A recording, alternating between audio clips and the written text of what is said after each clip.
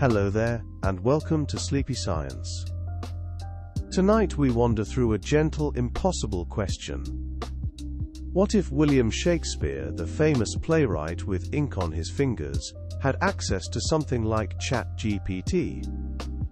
What if a mind from the 1500s could sit by a candle and talk to a patient machine that knows millions of words?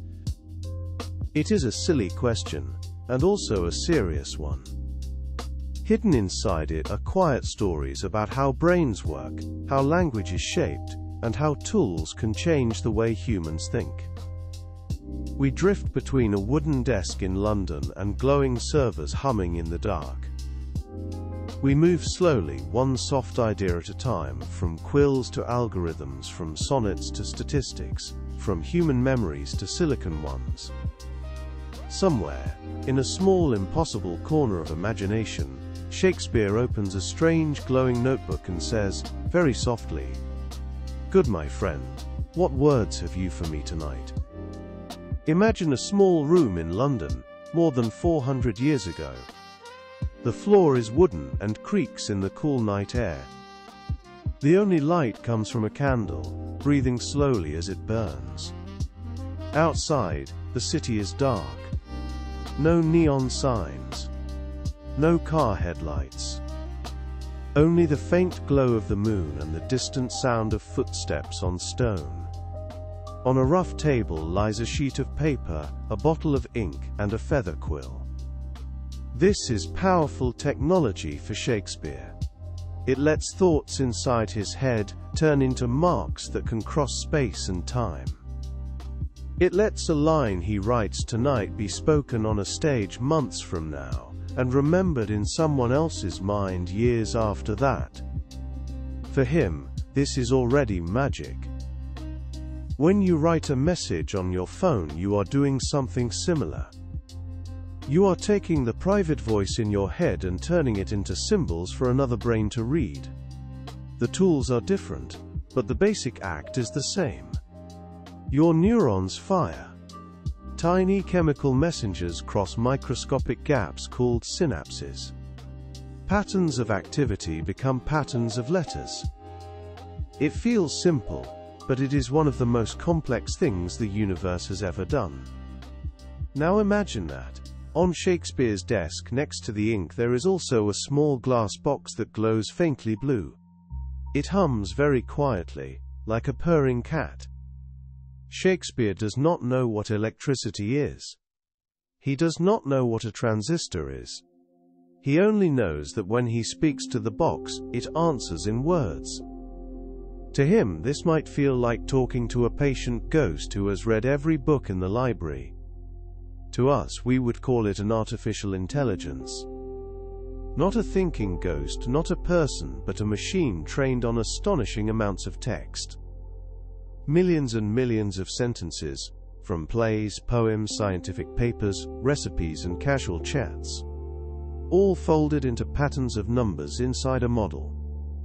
Inside that glowing box, there are no quills.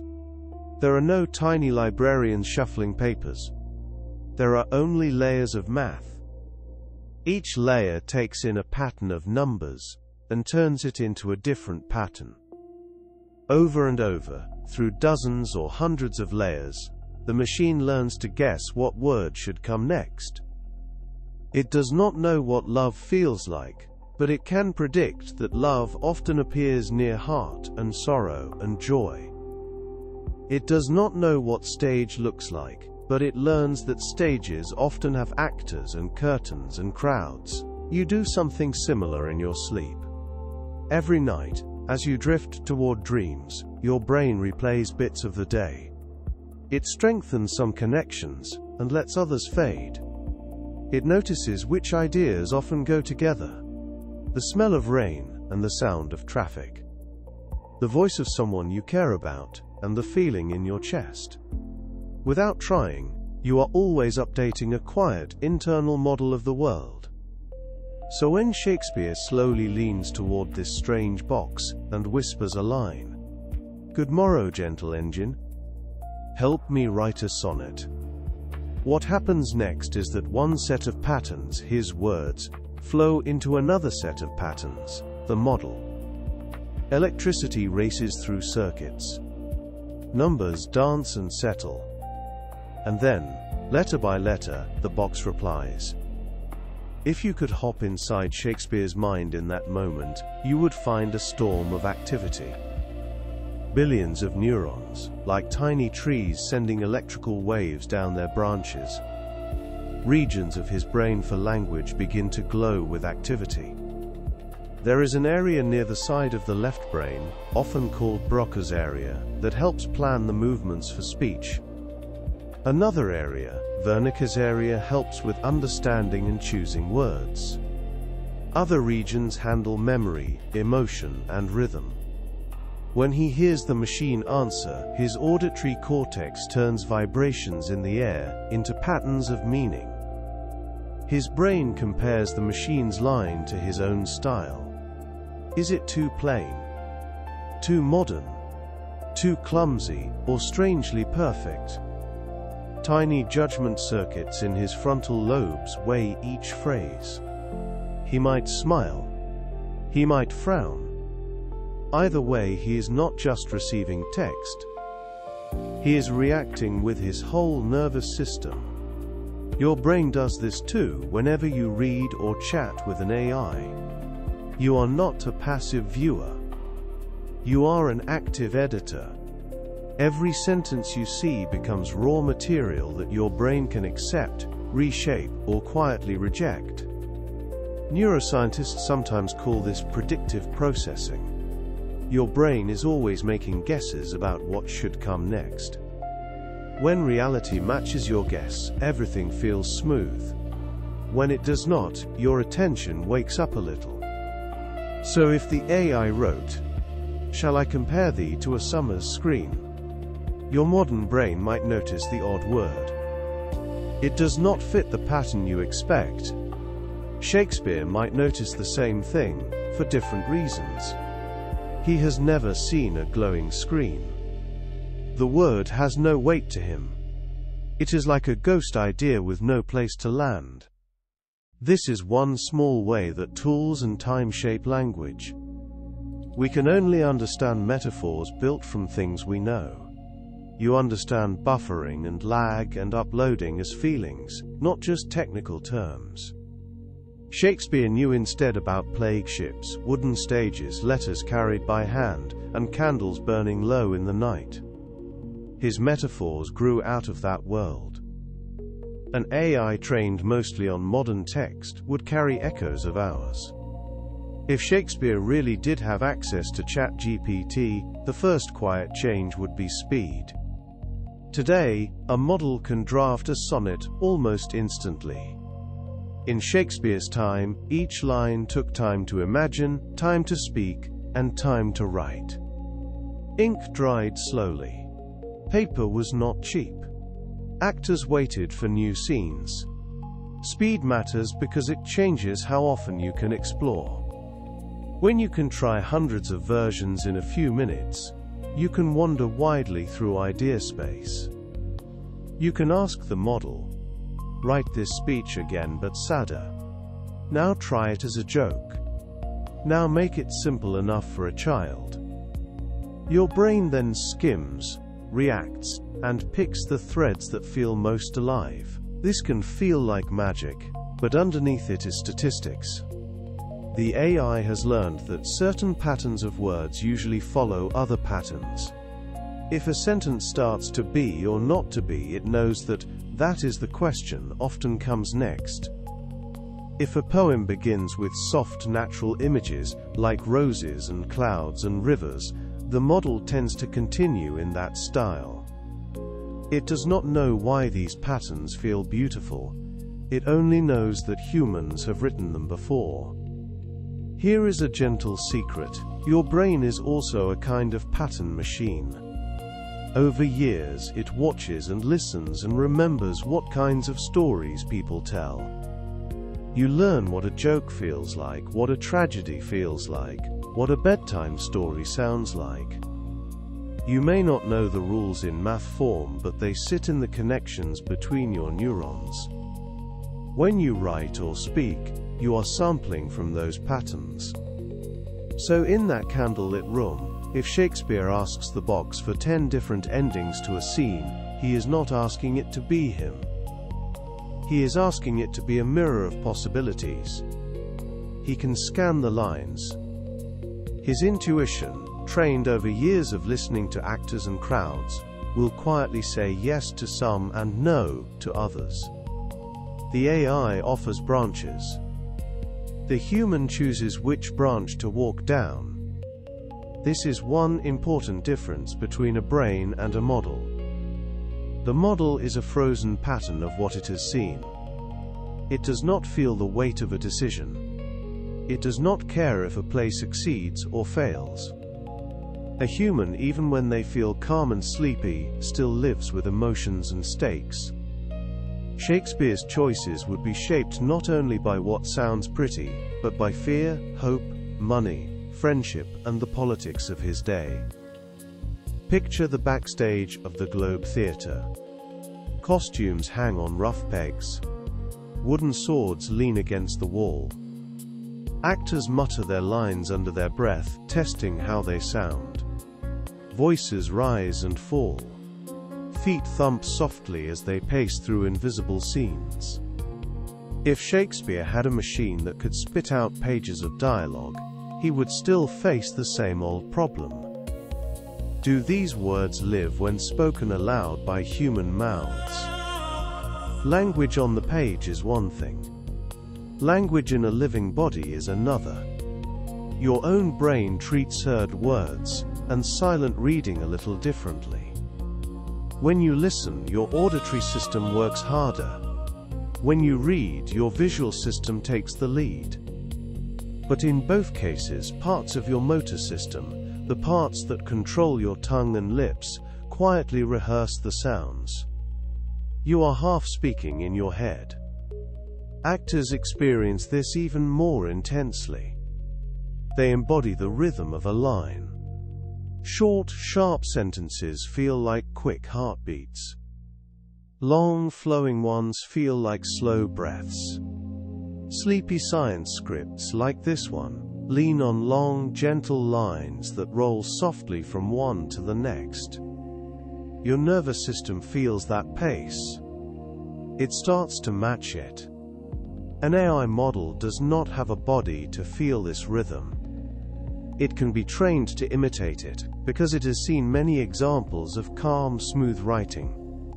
But it does not get sleepy. It does not feel its heart slow down. So if Shakespeare used ChatGPT to draft speeches, he would still need rehearsal. He would listen to actors deliver the lines, and his senses would tell him if the rhythm fit the scene. The body responds to rhythm and pace. Short, sharp sentences feel like quick heartbeats. Long, flowing ones feel like slow breaths. The nervous system matches the pace it hears. Let us move a little higher, into a balcony looking down at history. Technologies for words have changed many times. For most of human existence, stories were carried only in memory and voice. People sat around fires. They told myths and histories and jokes. If no one remembered a story, it vanished. Then came writing on clay, on papyrus, on parchment. Then the printing press, which Shakespeare lived close to in time. For him, seeing his plays printed as books was a leap.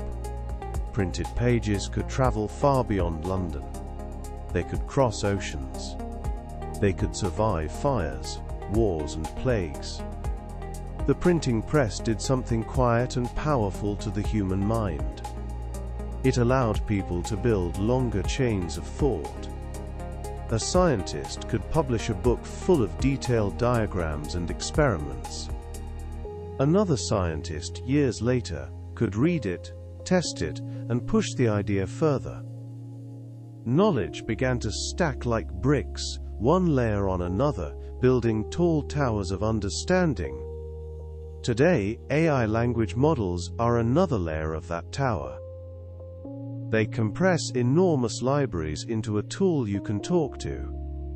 The model cannot truly know in the human sense, but it can retrieve patterns from thousands of books in a moment, the way a searchlight sweeps a dark field. You pointed with your question.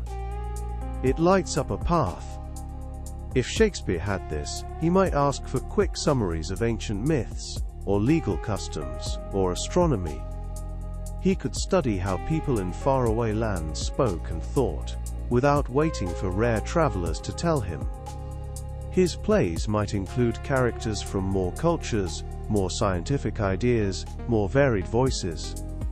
His imaginary worlds could widen. But what did Shakespeare actually know about science?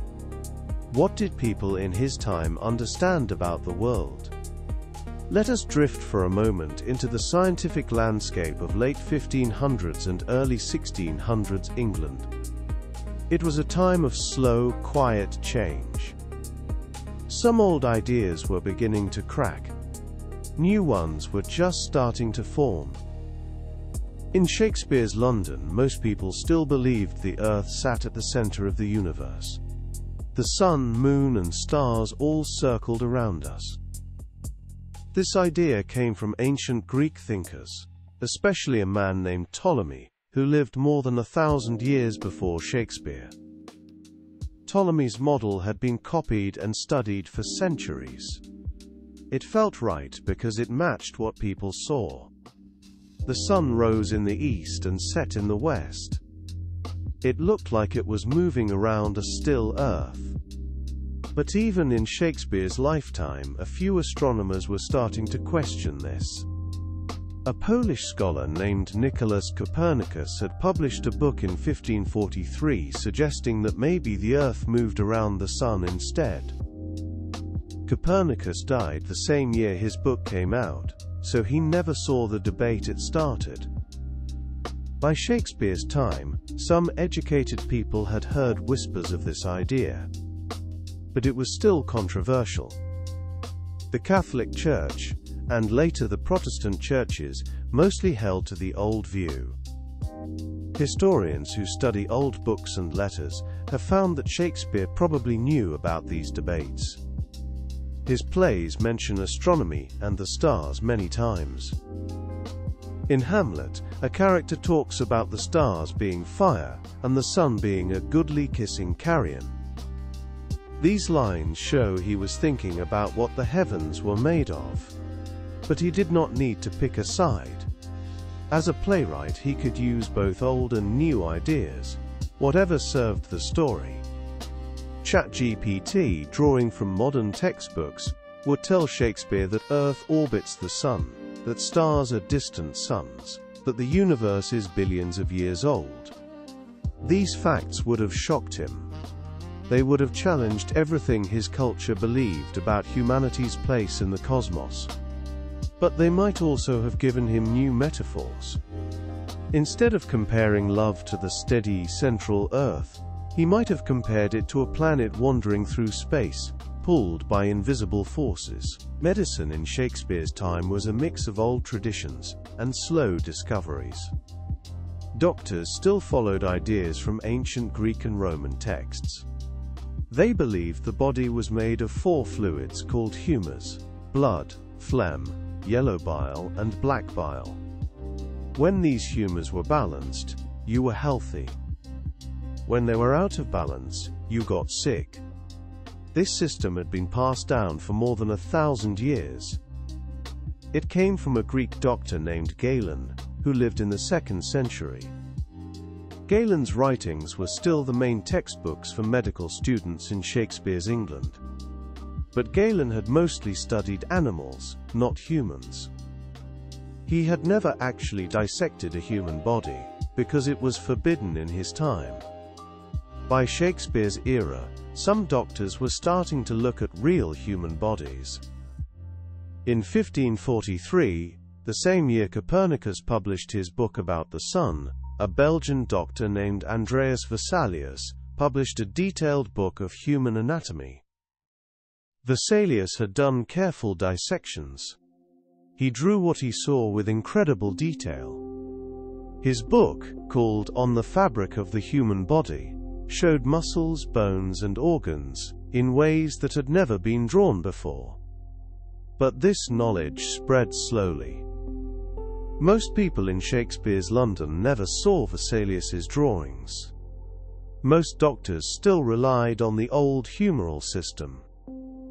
When someone got sick, a doctor might try to rebalance the humors by bleeding the patient, or giving them herbs, or changing their diet. These treatments sometimes helped, sometimes did not. Archaeologists who study old burial sites have found evidence of these medical practices. They have discovered surgical tools, medicine bottles, and even preserved herbs in graves from Shakespeare's time. Some skeletons show signs of treatments that worked, like healed broken bones. Others show evidence of infections that could not be cured. ChatGPT would explain germ theory, antibiotics, vaccines, and modern surgery. It would tell him that diseases are caused by tiny organisms, not by imbalanced humors. This would have been almost impossible for him to imagine. He had no microscopes. He had never seen a cell or a bacterium. The idea that invisible creatures could make you sick would have sounded like magic. But Shakespeare did write about medicine in his plays. In Macbeth, a doctor says, "Therein the patient must minister to himself."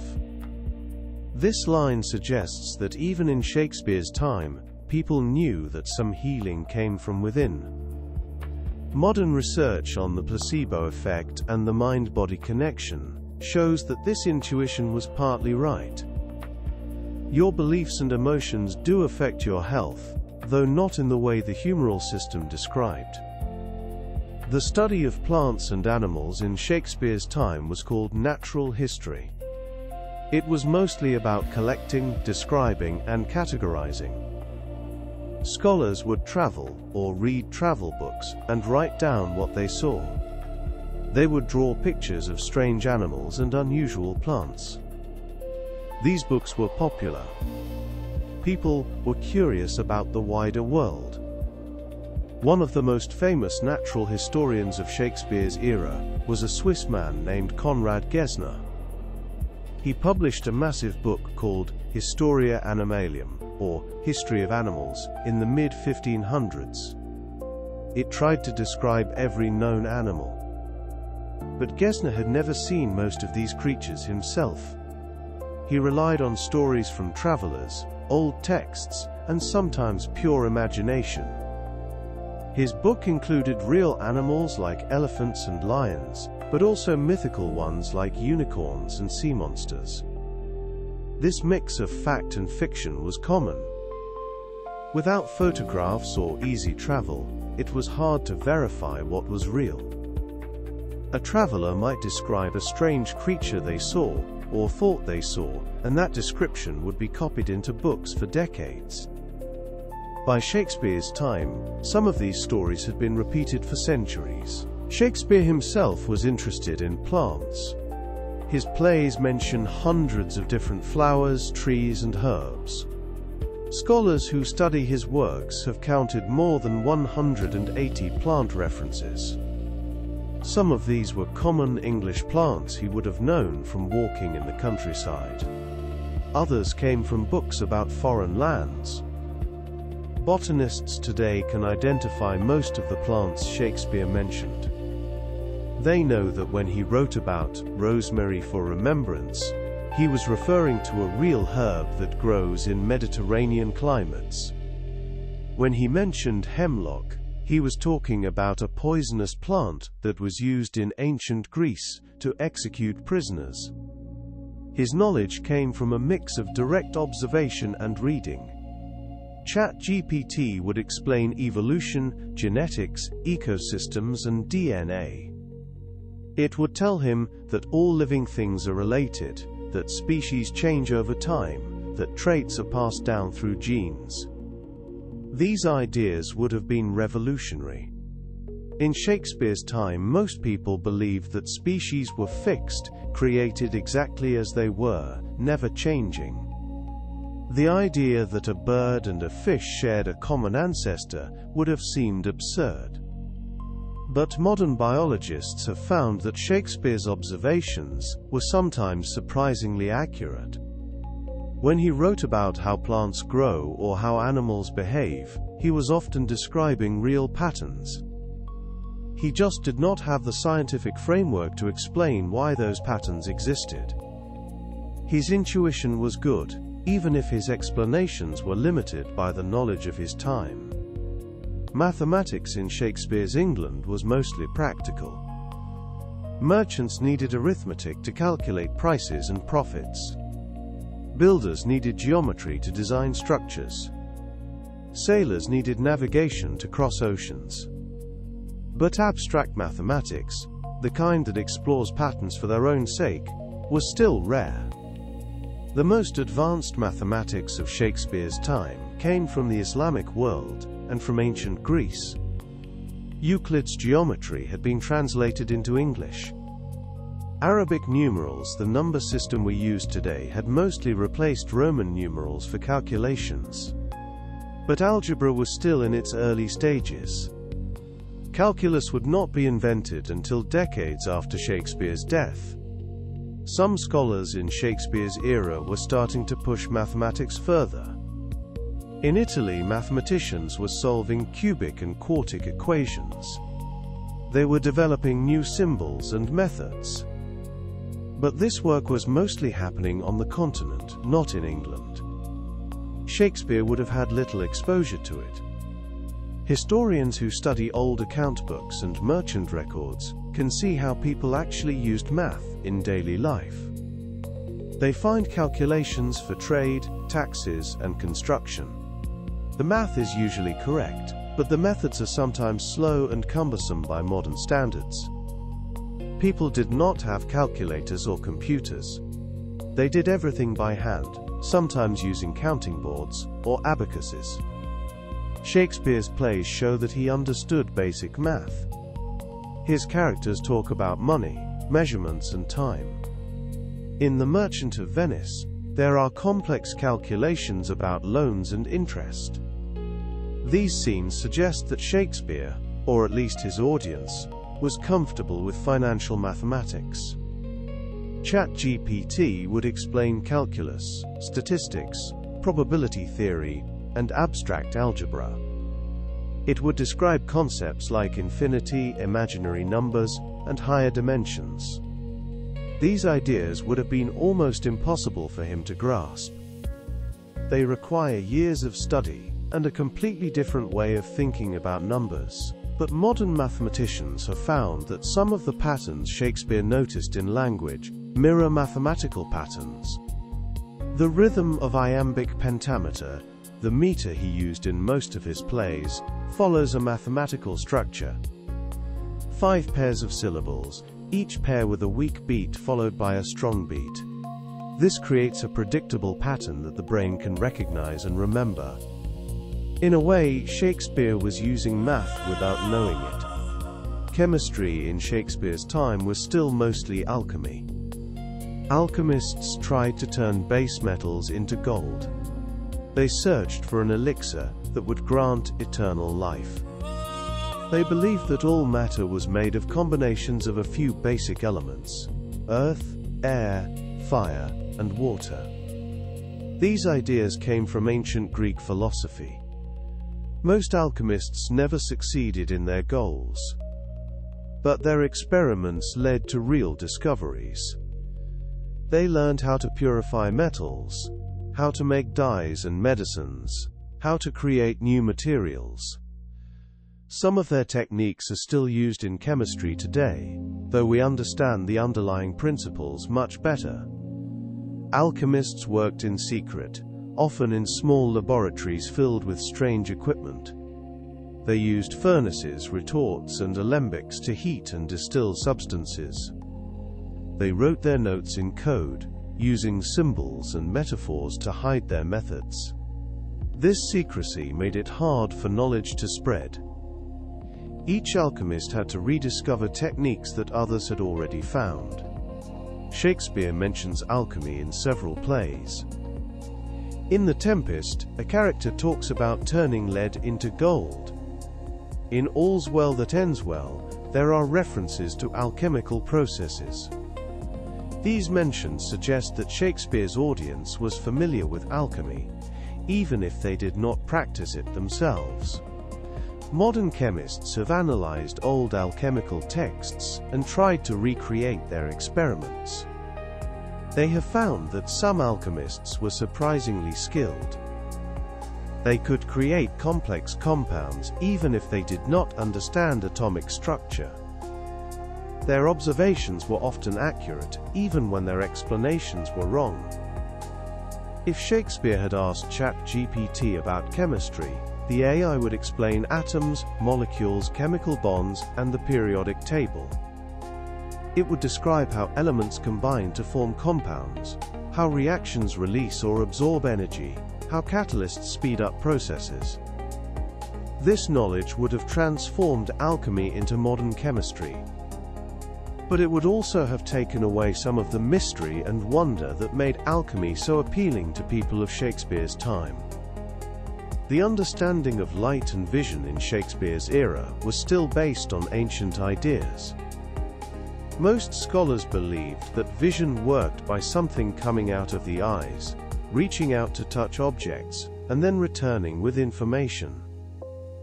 This theory came from Greek philosophers like Plato and Euclid. It felt intuitive. When you look at something, it feels like your gaze is reaching out toward it. But even in Shakespeare's time, some thinkers were questioning this.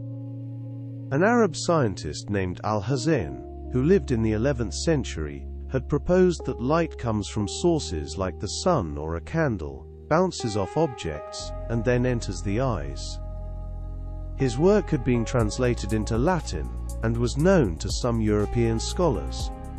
But the old theory was still widely taught. Optics, the study of light, was mostly about lenses and mirrors. People knew that curved glass could magnify objects, or focus light. Spectacles had been invented in Italy in the late 1200s, and were common by Shakespeare's time. Telescopes and microscopes were just being invented in the early 1600s, near the end of Shakespeare's life. Shakespeare mentions vision and light in many of his plays. He writes about eyes, sight, blindness, and illumination. These references show how important vision was to his understanding of the world. But he probably did not know much about how light actually worked. Modern physicists have discovered that light behaves in ways that would have seemed magical to Shakespeare. It is both a wave and a particle. It travels at a constant speed through empty space. It can be bent by gravity, split into colors, or turned into electricity. These properties have led to technologies like lasers, fiber optics, and solar panels. If Shakespeare had asked ChatGPT about light, I would explain electromagnetic waves, photons, the speed of light, and quantum mechanics. It would describe how light interacts with matter, how colors are created, how vision actually works in the brain. This knowledge would have answered questions that people in Shakespeare's time could not even ask properly, because they did not have the right concepts or tools. The study of weather and climate in Shakespeare's time was mostly about observation and folklore. People noticed patterns. They connected certain weather signs to coming storms or fair days. They passed down sayings like, "Red sky at night, sailor's delight," or, "When the wind is in the east, 'tis neither good for man nor beast." But there was no scientific understanding of why weather happened. People did not know about air pressure, fronts, or the water cycle in detail. They did not understand how the sun's energy drives weather patterns, or how oceans affect climate, or how mountains change wind and rain. Shakespeare's plays are full of weather references. Storms, winds, rain, and sunshine all appear as both setting and metaphor. In King Lear, a terrible storm mirrors the chaos in the characters' lives. In The Tempest, weather is controlled by magic, but it also reflects real storms that Shakespeare might have experienced or heard about. Historians who study old weather records have found that Shakespeare lived during a period called the Little Ice Age. Temperatures in Europe were cooler than average. Winters were longer and harsher. The Thames River in London froze over several times during Shakespeare's lifetime, something that rarely happens today. These cold conditions affected agriculture, travel, and daily life. Modern climate scientists use tree rings, ice cores, and old written records to reconstruct past climates. They have confirmed that the Little Ice Age was real and global, though its causes are still debated.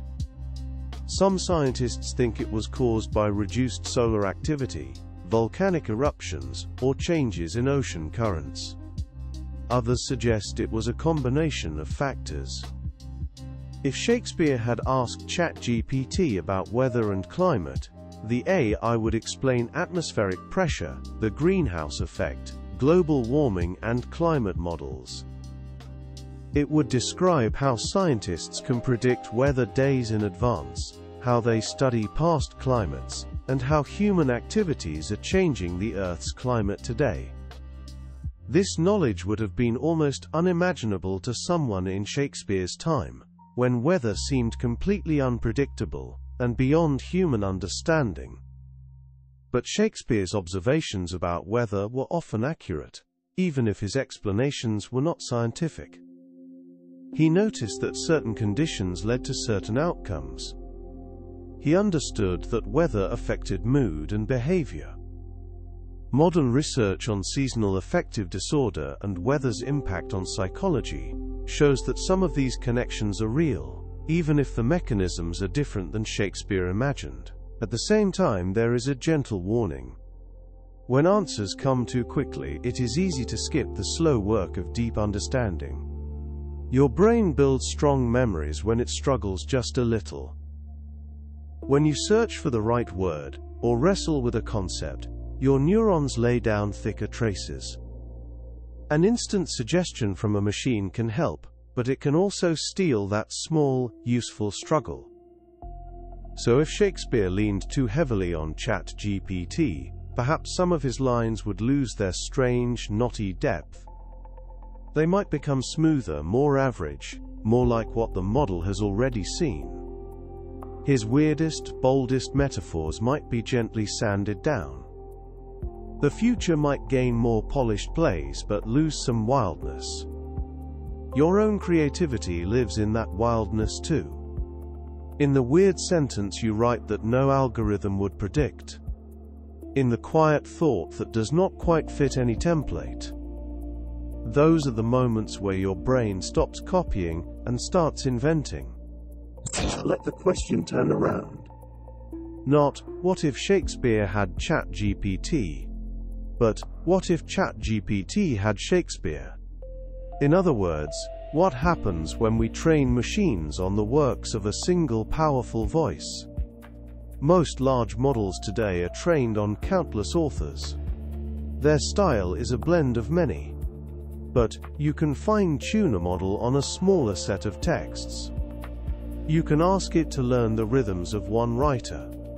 It will start to imitate their sentence length, their favorite words, their patterns of punctuation. This raises soft ethical questions. When does imitation become copying? Who owns a style? These are not questions the model can answer. It has no sense of ownership. It only has gradients, and loss functions, and probability distributions. But humans do care. We care about credit, consent, and respect. When you use an AI to echo someone's voice, you are making a choice. You are deciding how to treat their work and their memory. With a long-dead writer like Shakespeare, the feelings are complicated but distant. With living authors, it is more tender. Behind every style are years of trying and failing and trying again.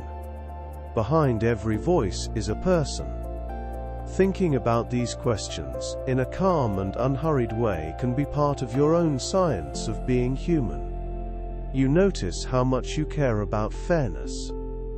You notice that tools are never neutral in practice. They change what people can do, and they change what people feel is okay to do. As you drift closer to sleep, you do not need to solve any of this. Picture a quill and a keyboard resting side by side. Ink and pixels. Paper and code. Two ways of catching a thought before it fades. There is also a quiet beauty in how brains and models forget. A human cannot remember every line they have ever read. Memories fade or distort. The brain keeps what feels important and lets the rest dissolve. This forgetting is not a flaw. It keeps you from being overwhelmed. Models forget in a different way. They do not keep a perfect library of every training sentence either. Instead, they compress patterns into weights. Specific textures of language become tiny nudges in how numbers flow. No single neuron remembers a sonnet. The whole pattern does, spread out and hidden. If Shakespeare had lived long enough to see this, he might have been delighted by the metaphor. He wrote about ghosts, fate, and invisible forces. He might have likened a model's weights to the spirits of the words it has seen. Not dead, not alive, but lingering, able to be called up when a prompt summons them.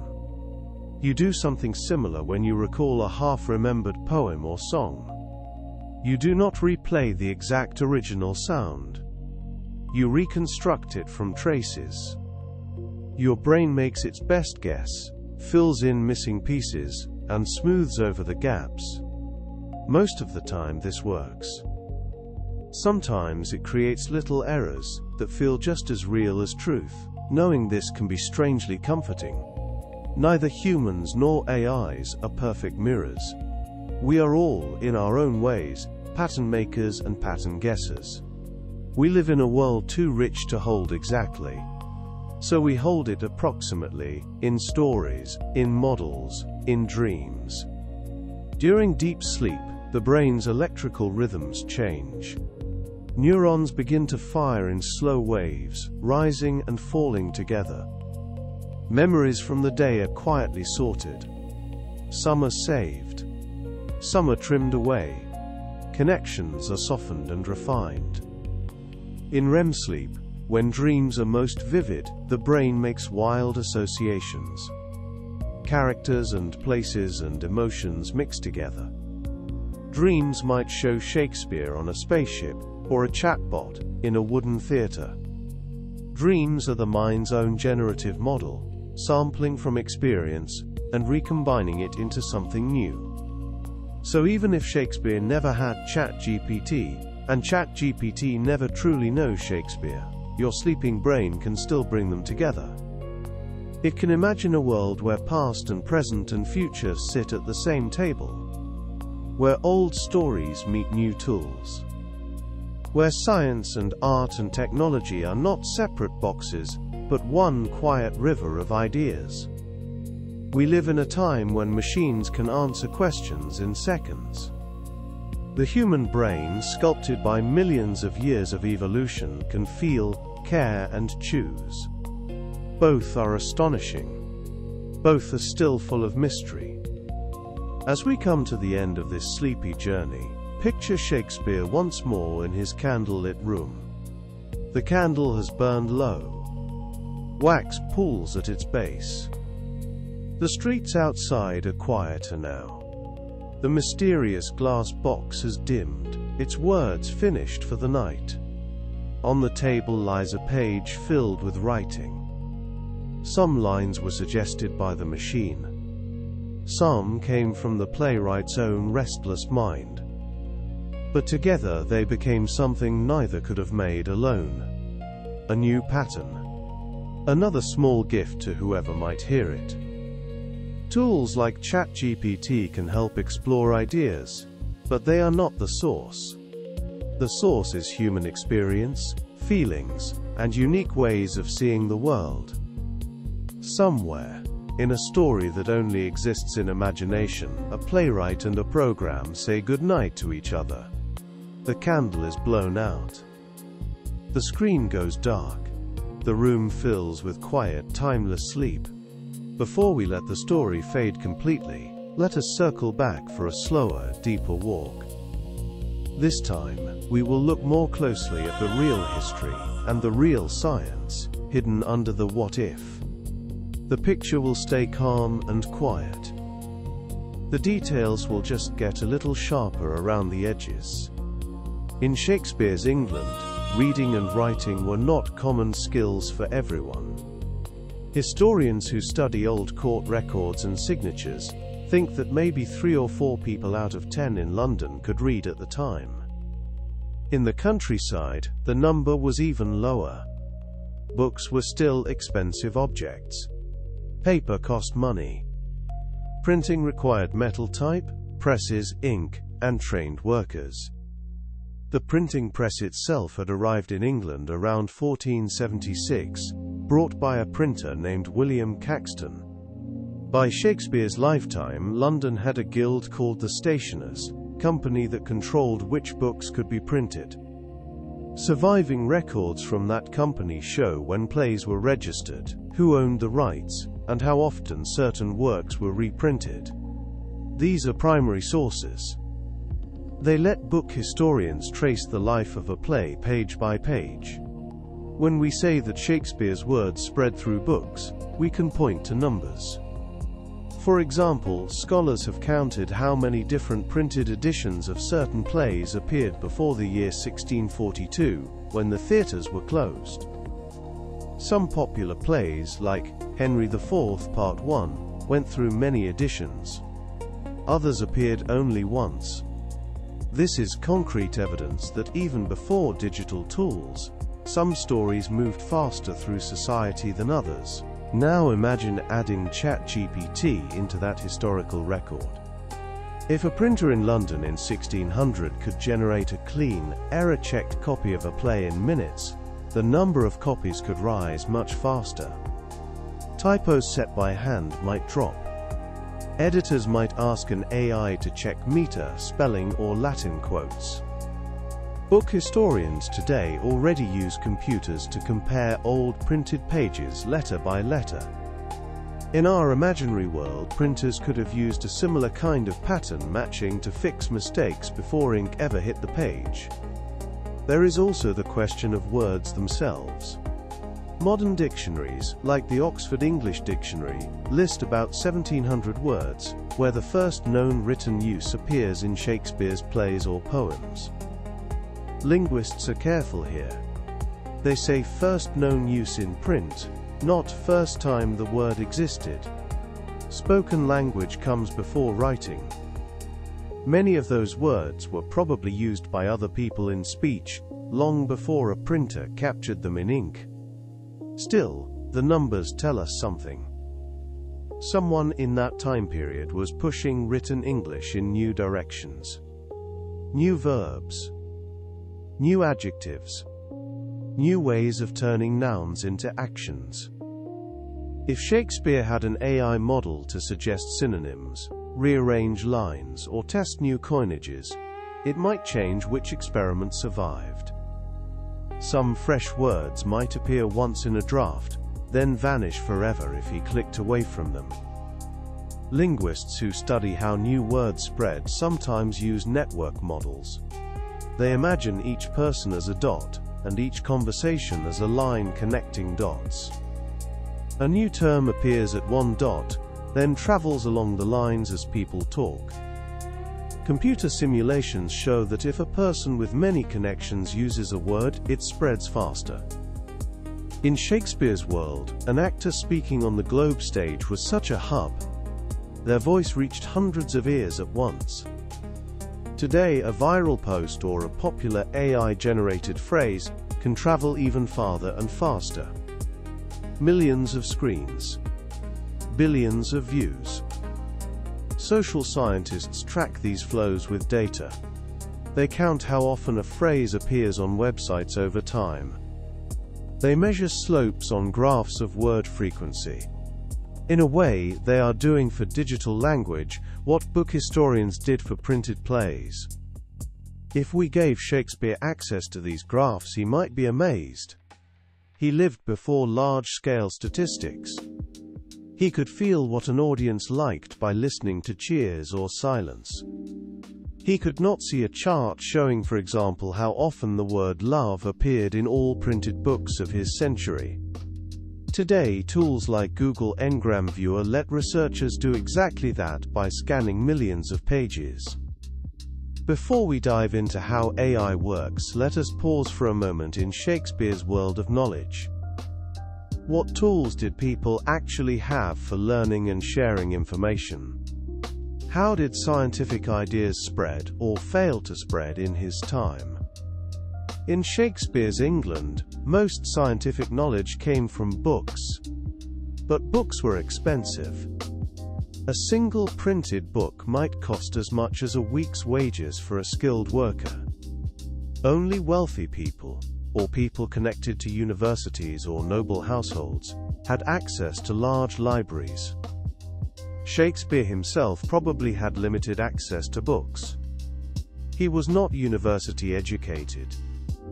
He would have learned from what he could borrow, buy, or hear from others. The printing press had made books more common than they were before. But printing was still slow and labor-intensive. A printer might produce a few hundred copies of a book, and those copies would be sold over months or years.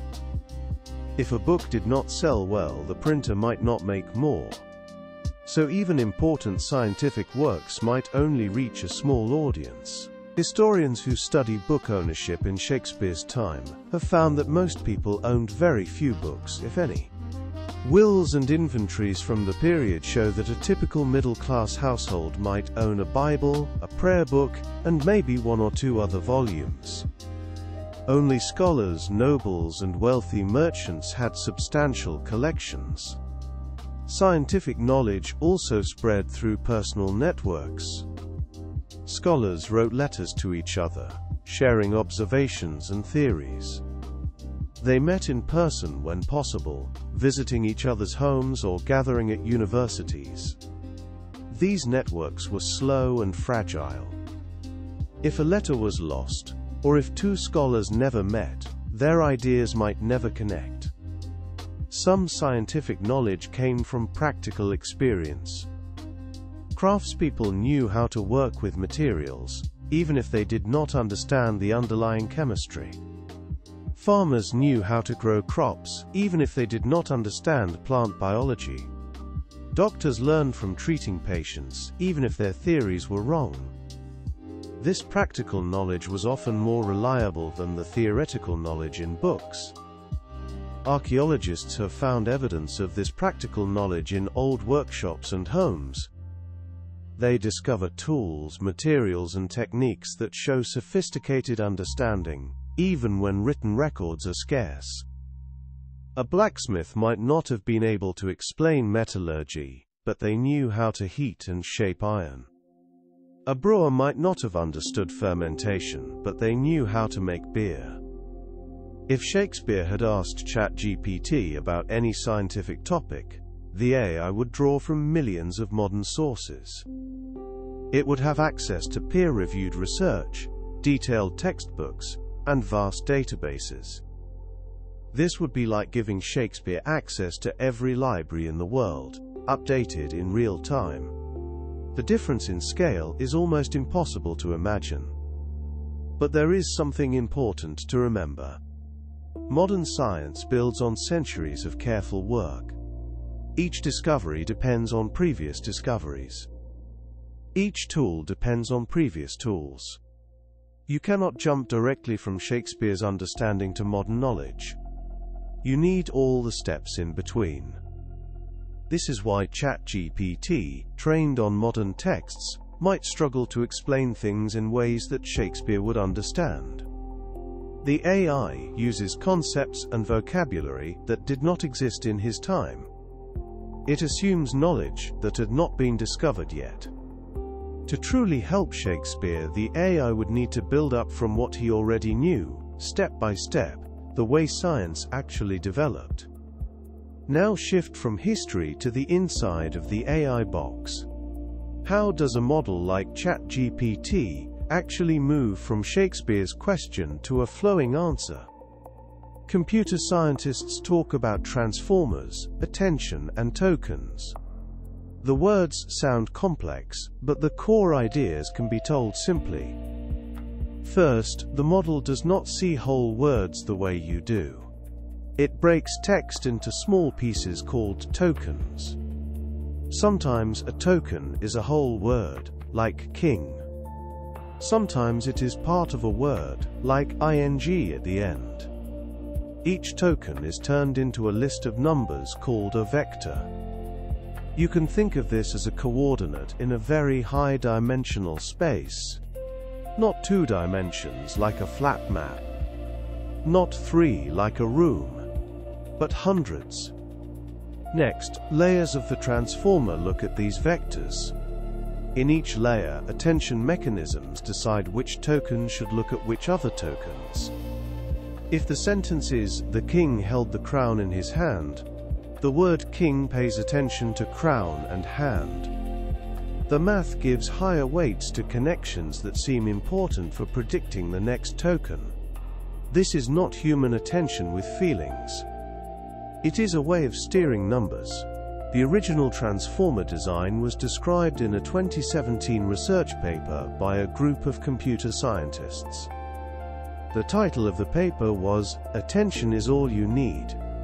It became one of the most cited papers in machine learning. Later models, including large language models, build on this idea. They stack many attention layers, sometimes dozens, sometimes more than 100. During training, they adjust the weights, so that the model gets better and better at guessing the next token. Training itself is a huge process. Researchers feed the model billions or even trillions of tokens. These come from books, articles, websites, code, and other sources.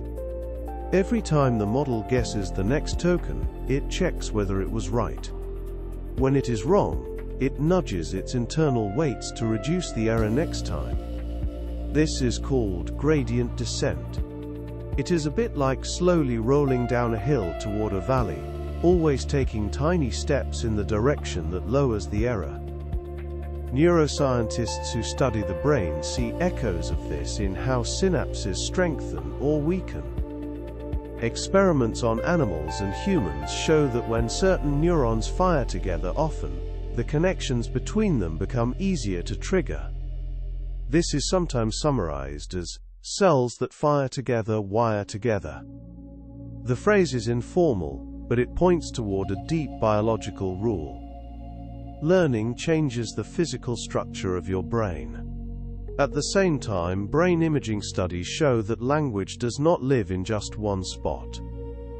Functional MRI scans, which track blood flow as a stand-in for activity, light up networks across both hemispheres when people read or listen to stories.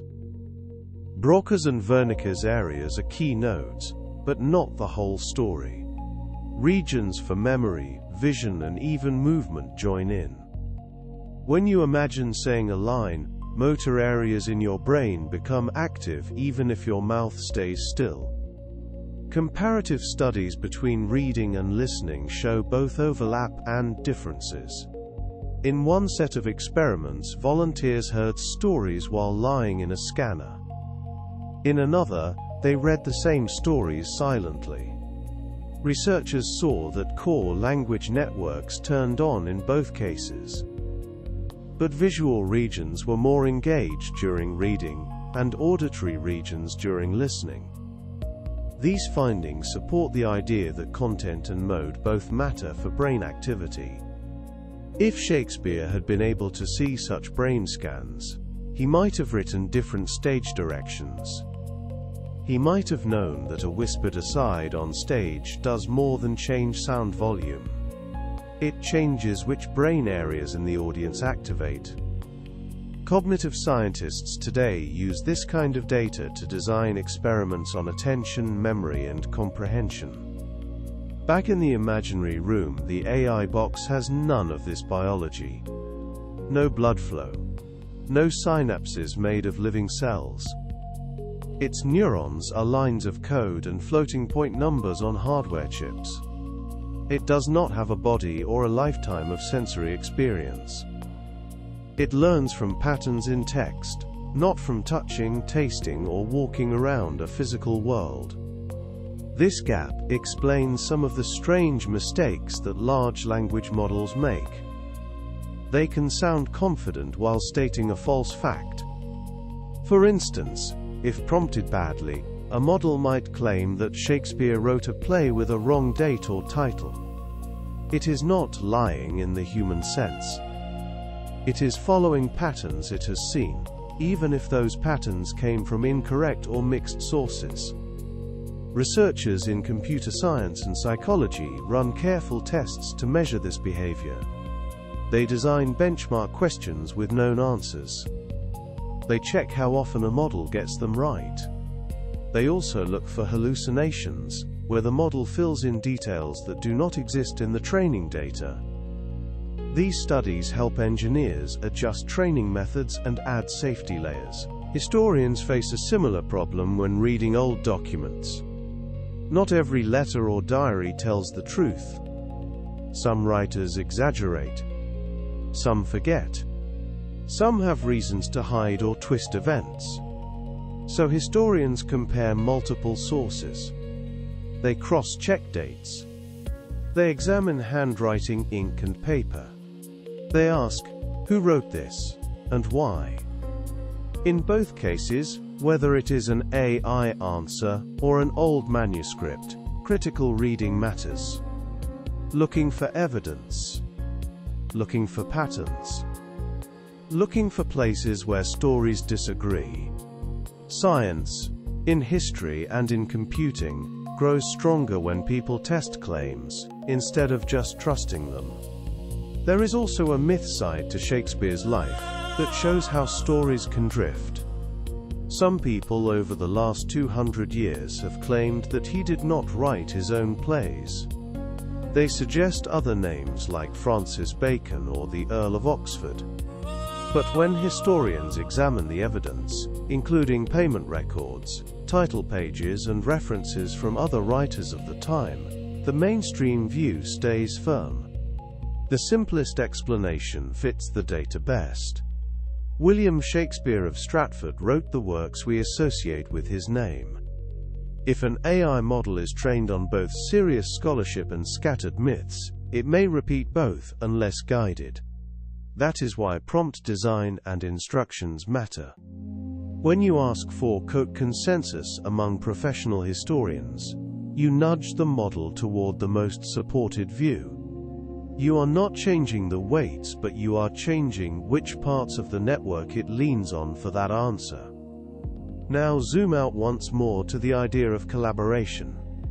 Human plus tool. Playwright plus printer. Researcher plus model. In many fields, from astronomy to linguistics, this pairing changes what questions can even be asked. Astronomers use machine learning to scan sky surveys with billions of stars and galaxies. They train models to spot supernova, to classify galaxy shapes, or to find moving objects near Earth. The raw data would overwhelm a single person. With algorithms, they can sift for rare events. Then human experts check the most interesting cases in detail. Linguists build large corpora, or collections of text, to study how grammar and vocabulary shift over time. They use computers to count how often certain structures appear. They test statistical models of word order. Some projects include plays, letters, sermons, and pamphlets from Shakespeare's era. By comparing these texts, they can see which phrases are unique to him, and which were common in the mouths of many writers. Neuroscientists use AI models as rough analogies for parts of the brain. For example, some studies compare the internal activations of language models to brain activity measured during story listening. They ask whether certain layers align better with certain brain regions. These are early, careful experiments. They do not say the model is a brain. They ask instead, does this pattern help us predict signals in the brain? Sometimes the answer is yes, at least a little. This loop, where models help explain brains, and brains inspire new models, is an active area of research. It sits at the border of computer science, linguistics, and cognitive neuroscience. Future students who study this field might read both Shakespeare's plays and Transformer papers in the same semester, connecting art and math. You can also look at the material side of things. What would power our imaginary box in Shakespeare's room? Modern data centers use huge amounts of electricity. Studies in the field of energy systems estimate that global data centers together consume about 1 to 2% of the world's electricity. Training a single large language model can require thousands of specialized chips running for weeks. Of course, our story is fiction. There were no power plants in 1600 that could run a transformer with billions of parameters. But thinking about this tension brings in another scientific field: environmental science. Researchers now ask how to design more efficient chips, cooling systems, and algorithms so that AI tools can grow without using unsustainable resources. So, in our quiet thought experiment, if Shakespeare had ChatGPT, there would also have to be an entire hidden stack of technologies behind it. Copper wires, spinning turbines, optical fibers, satellite links. Each of those pieces has its own story with engineers, inventors, and experiments. The scientific method, as we know it today, was just beginning to form in Shakespeare's time. Modern science relies on careful observation, controlled experiments, and peer review. Scientists test hypotheses, collect data, and revise theories based on evidence. But in Shakespeare's era, this approach was still new and controversial. Most knowledge came from authority. If an ancient Greek or Roman writer had said something, it was often accepted as true. If the Bible or a respected scholar made a claim, people tended to believe it. Questioning authority was risky. It could lead to accusations of heresy or disrespect. But some thinkers were starting to challenge this. They argued that you should test ideas yourself, not just trust what others said. You should observe nature directly, not just read about it in books. You should be willing to change your mind when evidence contradicted your beliefs. One of the most important figures in this shift was an Englishman named Francis Bacon, who lived at the same time as Shakespeare. Bacon wrote about a new way of learning called the inductive method. Instead of starting with general principles and deducing specific facts, you should start with specific observations and build up to general principles. You should collect data, look for patterns, and only then form theories. Bacon's ideas were influential, but they spread slowly. Many scholars still preferred the old deductive approach, where you started with accepted truths and reasoned from there.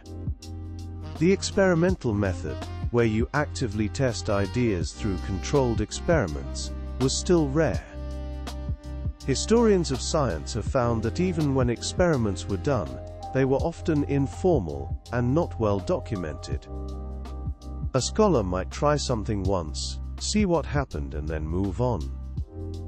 They might not repeat the experiment, or vary the conditions, or carefully record all the details.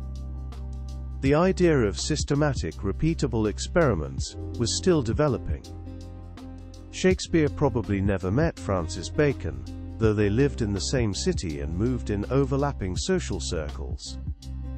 But Shakespeare's plays show an interest in observation and experience. His characters often learn through doing, not just through reading or being told. This reflects a broader cultural shift toward valuing direct experience over second-hand authority. If Shakespeare had asked ChatGPT about the scientific method, the AI would explain hypothesis testing, controlled experiments, statistical analysis and peer review. It would describe how modern scientists design studies, collect data, and evaluate evidence. This systematic approach would have been revolutionary to someone in Shakespeare's time, when knowledge was still mostly based on tradition and authority. But modern scientists have also learned that the scientific method has limits. Not everything can be tested in a lab. Some questions require different approaches. And even the best experiments can be misinterpreted or lead to wrong conclusions. Science is always a work in progress, always open to revision. The understanding of time and space in Shakespeare's era was very different from ours. People did not have precise clocks or standardized time zones.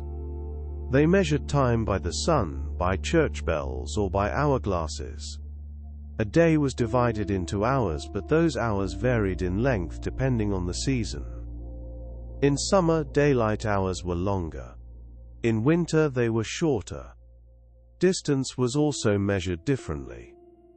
People used units like miles, but a mile might mean different things in different places. Maps were rough and often inaccurate. Travel was slow and uncertain.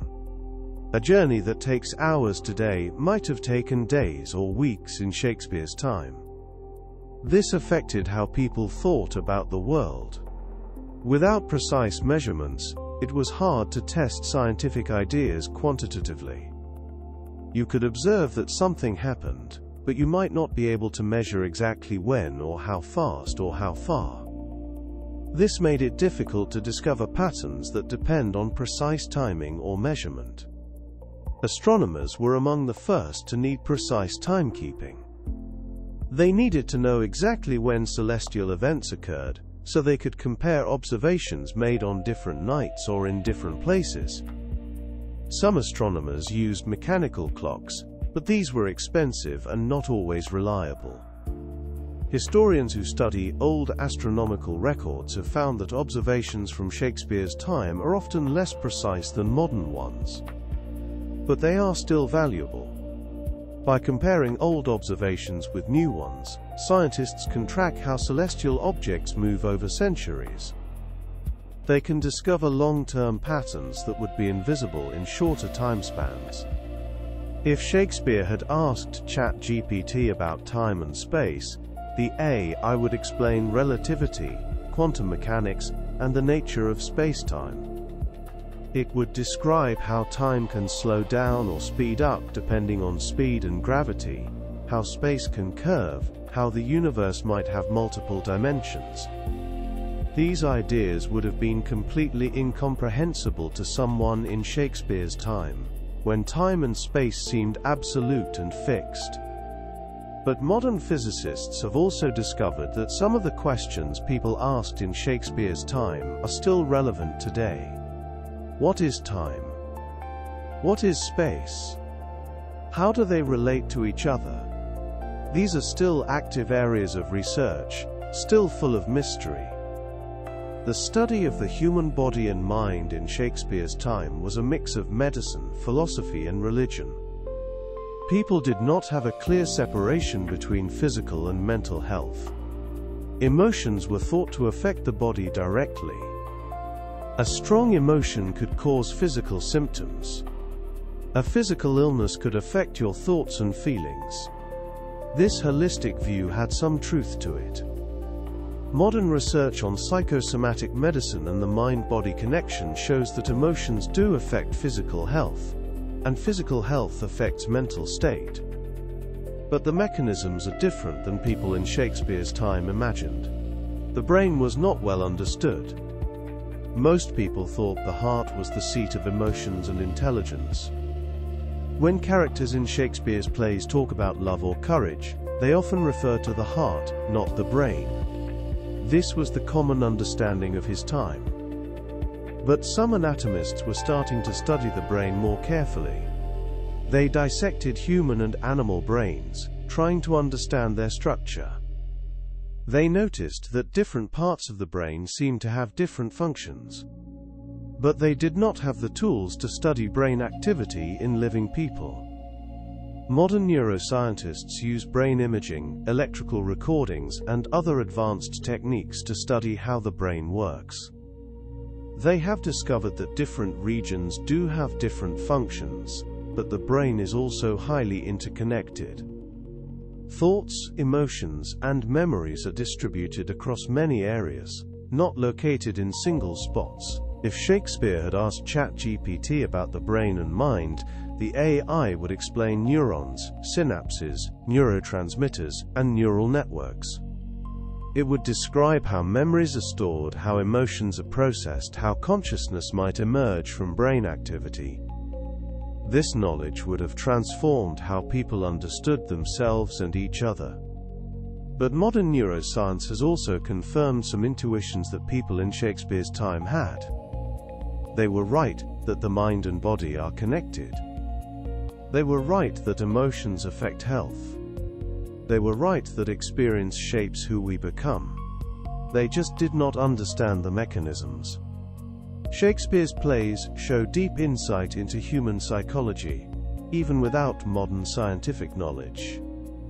He understood jealousy, ambition, love, fear, and hope in ways that still resonate today. His observations about human nature were often accurate, even if his explanations were not scientific. In reality, what Shakespeare did have were people. Actors, stage workers, fellow writers, and audiences. They formed a kind of living network. Ideas flowed through that network. Lines from plays were quoted in taverns and homes. Some echo of that network reaches you now, whenever you read or hear one of his lines today. When you put all of this together, the picture of Shakespeare plus ChatGPT becomes less like a simple joke and more like a doorway. On the other side of that doorway are many fields. History of books, computer science, neuroscience of language, sociology of networks, energy systems, ethics of authorship. Each field has its own methods and its own kinds of evidence. Archaeologists dig at old theatre sites and find fragments of timber and pottery. Archivists preserve fragile pages of the first folio, printed in 1623, of which only a few hundred copies survive. Computer scientists run benchmarks and publish code. Neuroscientists share brain scans and statistical maps. Together, these different kinds of data give shape to the story. The materials and technologies available in Shakespeare's time shaped what was possible. People worked with wood, stone, metal, glass, cloth, and leather. They had simple machines, levers, pulleys, wheels, gears.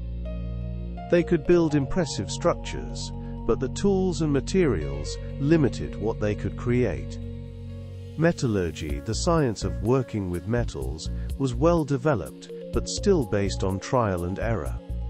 Blacksmiths knew how to heat and shape iron. They could make steel by adding carbon, though they did not understand the chemistry. They created tools, weapons, and building materials that were strong and durable. Archaeologists who study old metal objects have found that craftspeople in Shakespeare's time were highly skilled. They could create complex shapes, join pieces together, and work with different alloys. But their knowledge was mostly practical, passed down through apprenticeships rather than written in books. Glassmaking was another advanced craft. Glass had been made for thousands of years, but techniques improved during Shakespeare's era. Clear glass for windows became more common. Glass vessels for storing liquids were widely used. But making large, flat panes of glass was still difficult and expensive. If Shakespeare had asked ChatGPT about materials science, the AI would explain atomic structure, chemical bonds, crystal lattices, and material properties. It would describe how modern scientists design new materials with specific properties, how they understand why materials behave the way they do, how they can create substances that did not exist in nature. This knowledge would have seemed like magic to someone in Shakespeare's time, but modern materials scientists have also learned from studying old techniques. Some traditional methods work well, even though people did not understand the science behind them. Ancient craftspeople discovered effective processes through experimentation, even without knowing why they worked. The understanding of energy and motion in Shakespeare's time was mostly based on observation and common sense. People knew that moving objects could do work. They used water wheels to grind grain, wind to power ships, and muscle power for most tasks. But they did not have a unified theory of energy. The concept of energy conservation, that energy cannot be created or destroyed, only transformed, was still centuries away. People did not understand the relationship between heat and motion, or between different forms of energy. They knew that fire produced heat, but they did not understand that heat was a form of energy that could be converted into motion. Some thinkers were starting to study motion more carefully. They observed how objects fell, how projectiles moved, how pendulums swung. They tried to find mathematical patterns in these movements. But their tools for measurement were limited, and their theories were still incomplete. Historians of science have found that some of the questions people asked in Shakespeare's time are still relevant today. What makes things move? Why do objects fall? How can we harness natural forces? These are still active areas of research, though we now have much better answers. If Shakespeare had asked ChatGPT about energy and motion, the AI would explain kinetic energy, potential energy, thermodynamics, and quantum mechanics.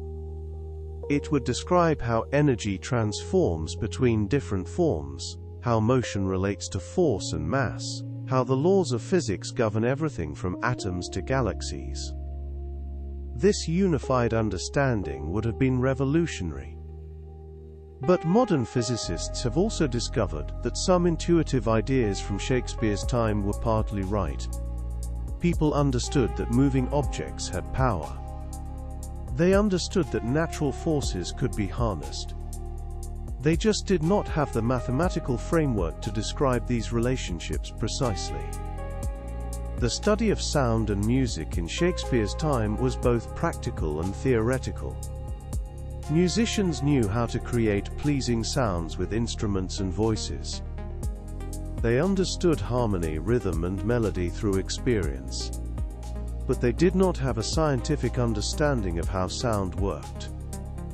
People knew that sound traveled through air, because you could hear things from a distance. They knew that different objects made different sounds when struck. They knew that music could affect emotions and behavior. But they did not understand sound waves, frequency, amplitude, or the physics of vibration. Musical instruments were crafted through trial and error. Luthiers, who made stringed instruments, learned through apprenticeship how to shape wood, position strings, and create the right resonances. They could create beautiful instruments without understanding the acoustic principles. Modern acousticians, scientists who study sound, have analyzed old instruments and found that craftspeople achieved sophisticated results. They created instruments with complex resonances and rich timbres, even though they did not understand the physics behind these qualities. If Shakespeare had asked ChatGPT about sound and music, the AI would explain sound waves, frequency, harmonics, and psychoacoustics. It would describe how the ear processes sound, how the brain interprets music, how different frequencies create different pitches. This knowledge would have explained mysteries that people in Shakespeare's time could only experience, not understand. But modern research has also confirmed some intuitions that people had in Shakespeare's time. They were right that music affects emotions. They were right that certain combinations of sounds are more pleasing than others.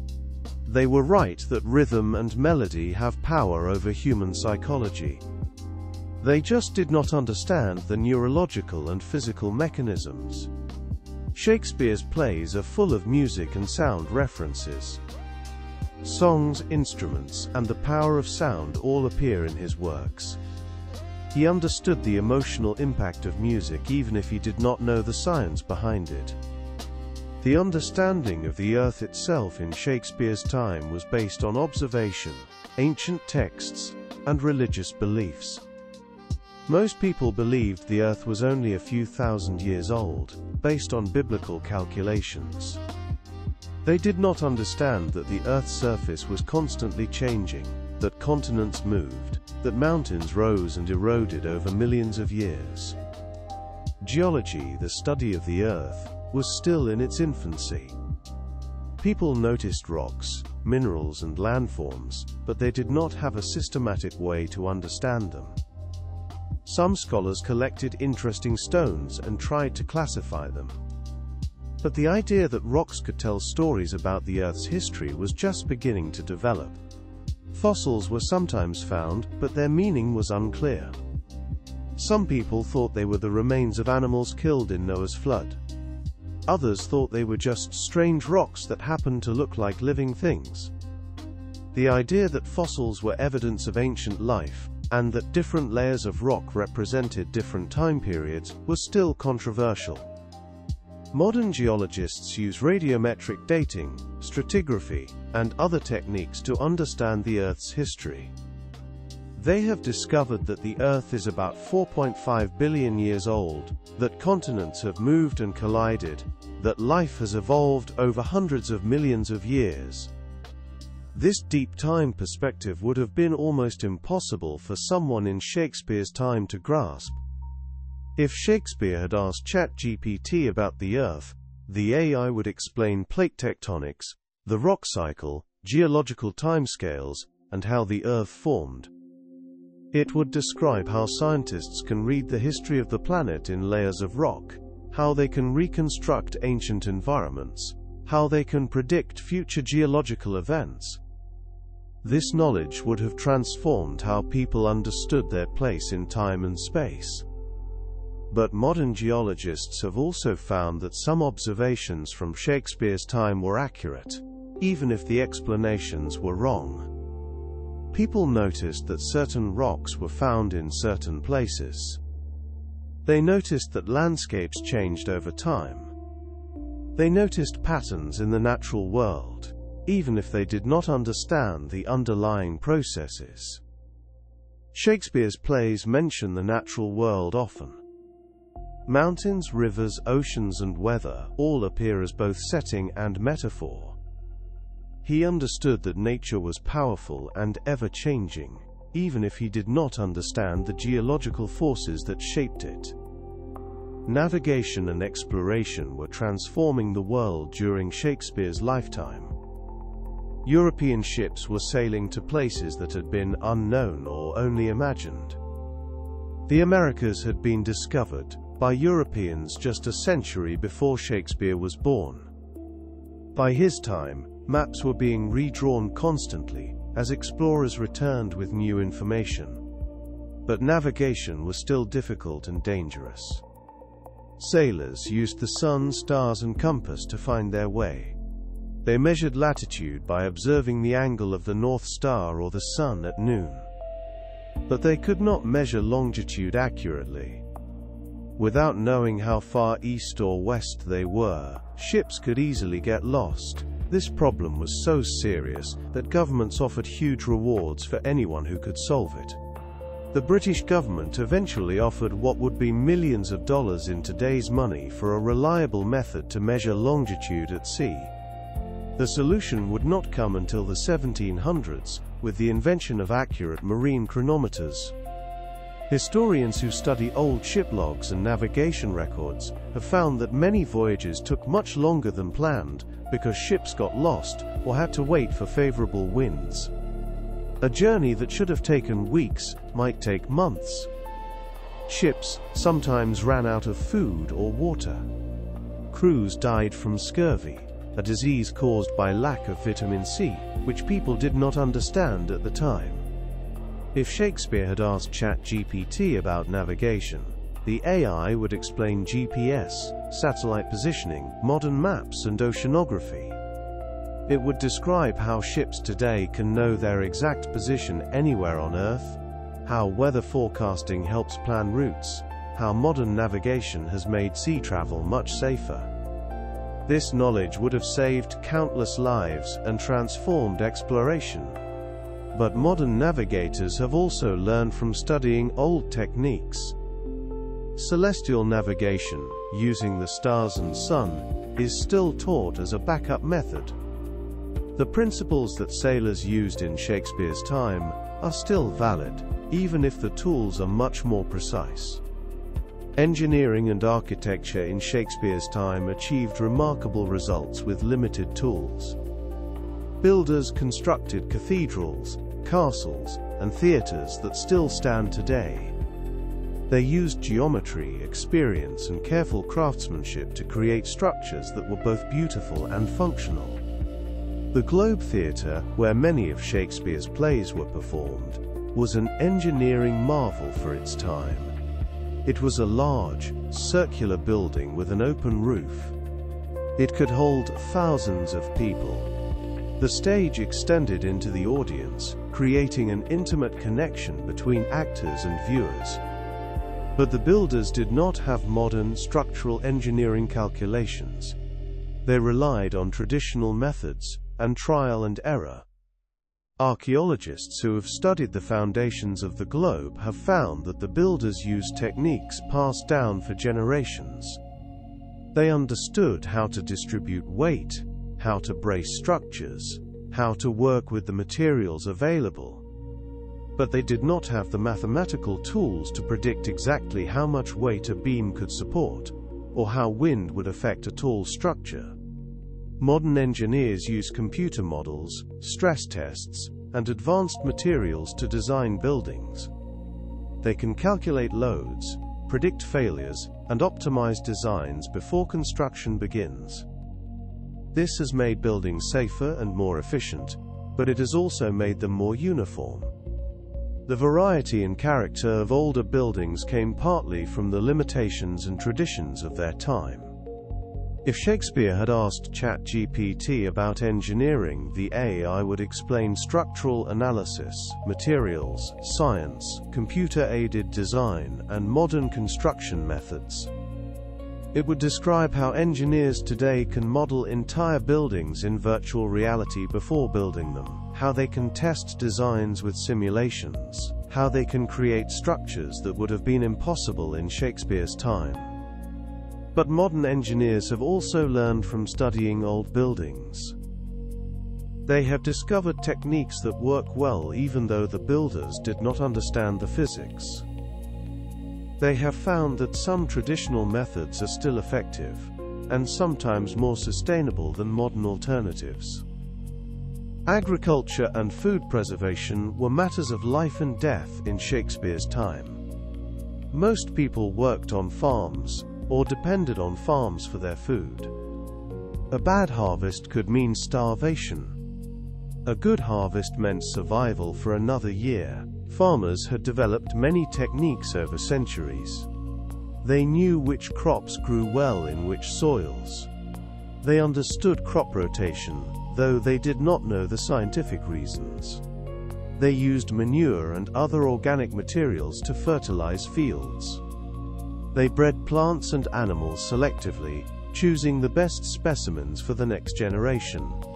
But their knowledge was mostly practical, not scientific. They did not understand genetics, soil chemistry, or plant biology in detail. They knew what worked, but not always why it worked. This made it hard to improve methods, or adapt to new conditions. Food preservation was also crucial. Without refrigeration, people had to find other ways to keep food from spoiling. They used salt, smoke, drying, pickling, and fermentation. These methods have been developed over thousands of years through experimentation. Historians who study old cookbooks and household records have found that people in Shakespeare's time had sophisticated knowledge of food preservation. They knew how to store different foods, how to tell when food was still good, how to prepare meals that would last. But they did not understand microbiology or the role of bacteria and fungi in food spoilage. If Shakespeare had asked ChatGPT about agriculture and food science, the AI would explain genetics, soil science, plant biology, food chemistry, and preservation methods. It would describe how modern farmers can grow more food on less land, how scientists have developed disease-resistant crops, how refrigeration and canning have transformed food storage. This knowledge would have dramatically reduced hunger and improved nutrition. But modern agricultural scientists have also learned from studying traditional methods. Organic farming, permaculture, and other approaches often draw on techniques that farmers used in Shakespeare's time. Some of these methods are more sustainable than modern industrial agriculture, even if they are less productive. Textiles and manufacturing in Shakespeare's England were undergoing changes that would eventually lead to the Industrial Revolution. The production of cloth was one of the most important industries. Wool from English sheep was spun into yarn, woven into fabric, and made into clothing. This process involved many steps and many people. Spinning and weaving were mostly done by hand, though some simple machines existed. A spinning wheel could make yarn faster than a hand spindle, but it still required skill and time. Weaving was done on looms that had been improved over centuries, but they were still operated by hand. The quality of English wool was famous throughout Europe. Merchants exported raw wool and finished cloth to other countries. This trade brought wealth to England and helped fund exploration and colonization. But the industry was also subject to regulations and restrictions that limited innovation.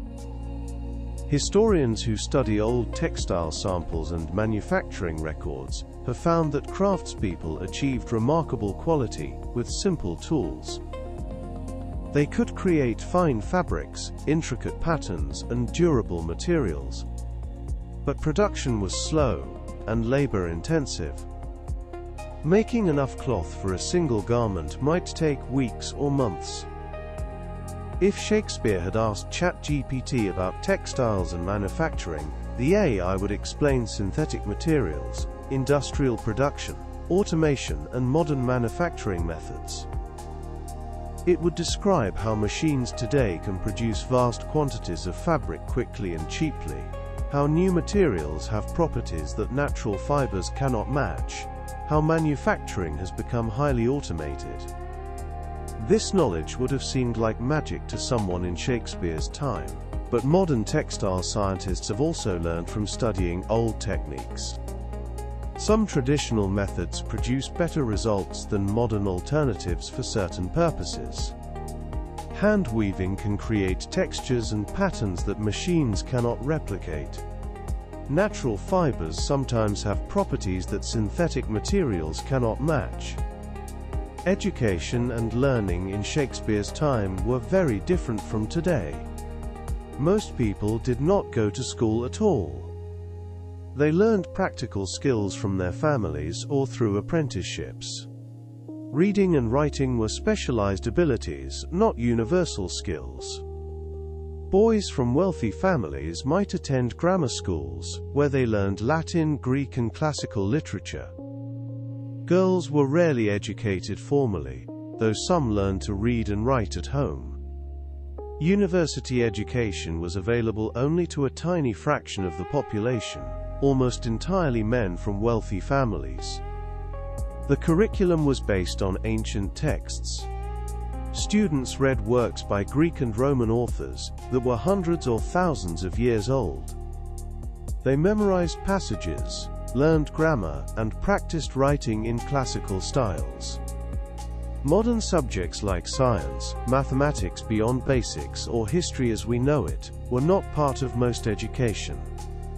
Shakespeare himself probably attended a grammar school in Stratford, where he would have learned Latin and read classical literature. But he did not go to university. His knowledge came from reading, observation, and conversation with educated people. This made him unusual but not unique. Many successful people in his time were self-taught or had limited formal education. Historians who study old-school records and student work have found that education was rigorous but narrow. Students who completed grammar school had impressive knowledge of classical languages and literature, but they might know very little about science, geography, or other subjects we consider essential today. If Shakespeare had asked ChatGPT about education, the AI would explain modern educational methods, learning science, cognitive psychology, and how people actually learn. It would describe how research has shown that active learning, practice, and feedback are more effective than memorization, how different people learn in different ways, how education has become more accessible and diverse. This knowledge would have transformed how people thought about teaching and learning. But modern educators have also learned from studying historical methods. Some techniques from Shakespeare's time, like memorization of important texts or learning through apprenticeship, are still valuable. The question is not whether old methods work, but when and how to use them effectively. Social structures and class divisions in Shakespeare's England affected who could learn, who could create, and who could share knowledge. Society was organized in a hierarchy that seemed natural and unchangeable to most people. At the top were nobles and royalty. Below them were gentry, merchants, craftspeople, and laborers. At the bottom were the poor and destitute. This hierarchy affected access to knowledge. Wealthy people could afford books, tutors, and travel.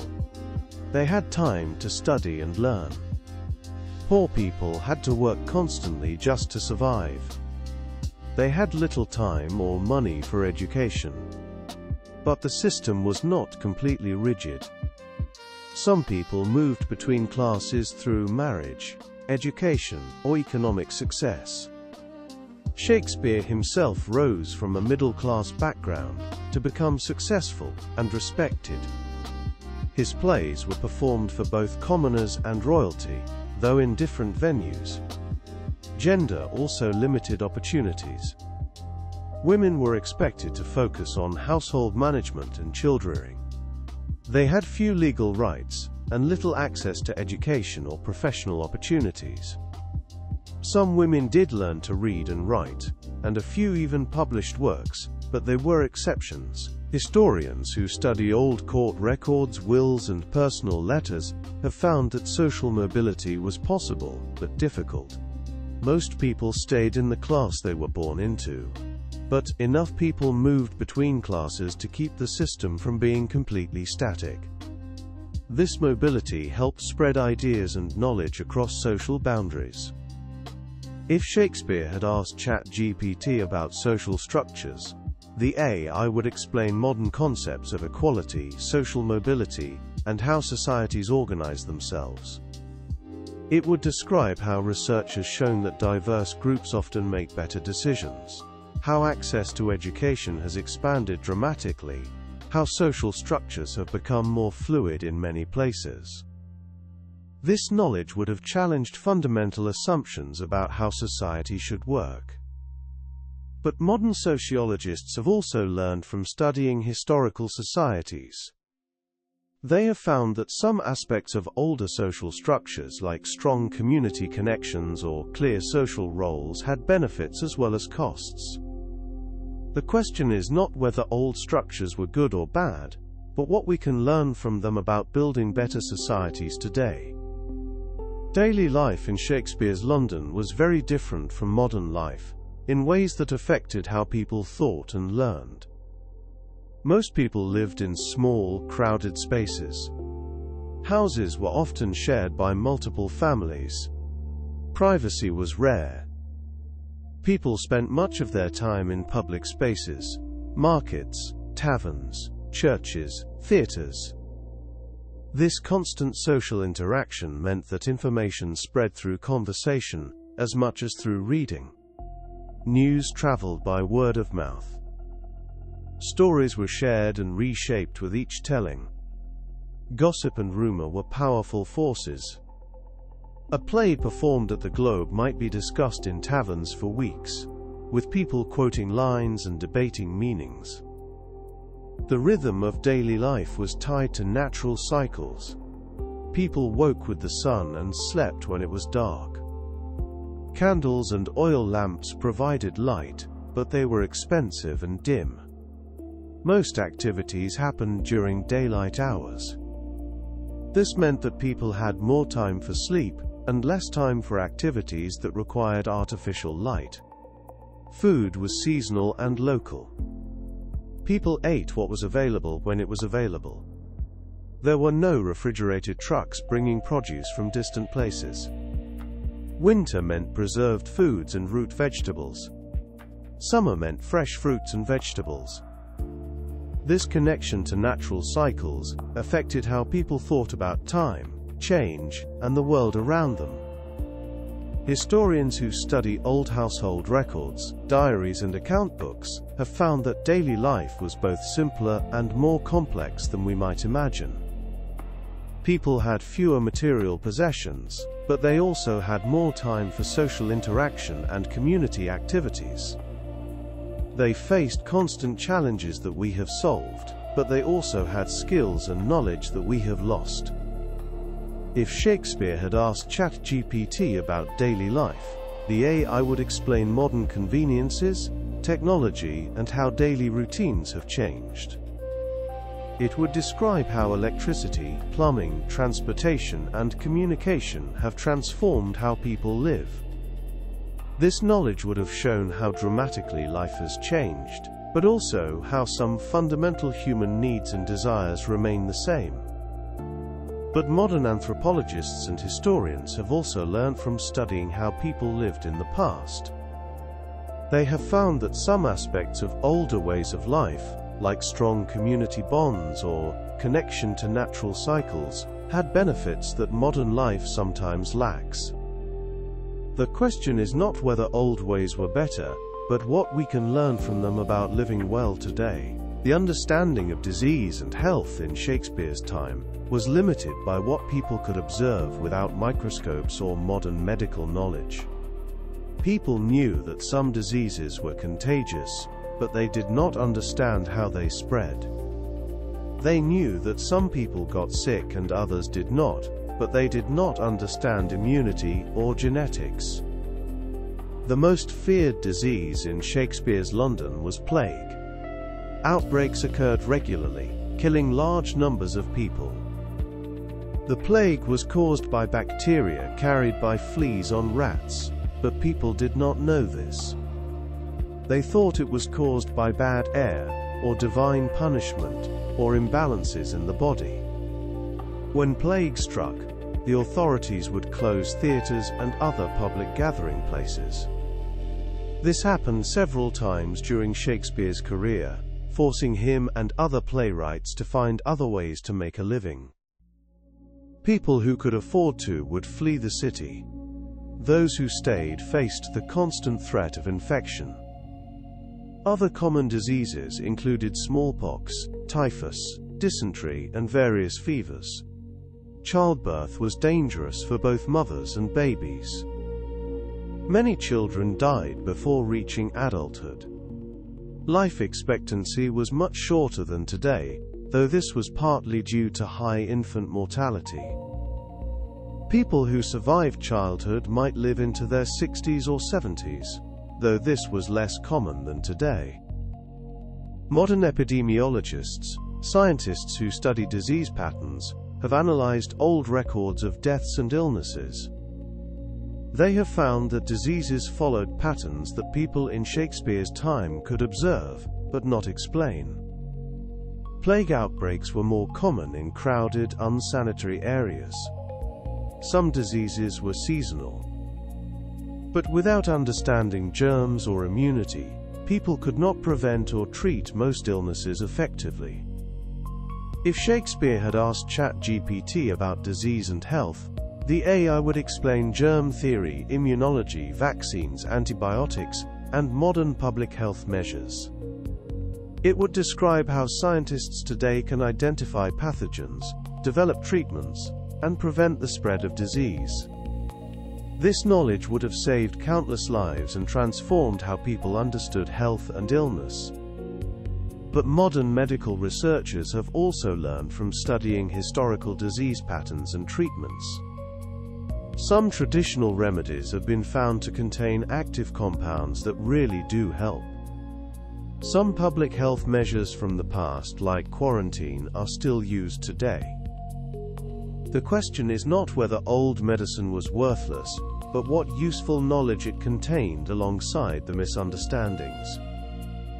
The study of language itself was changing during Shakespeare's time. English was still developing as a written language.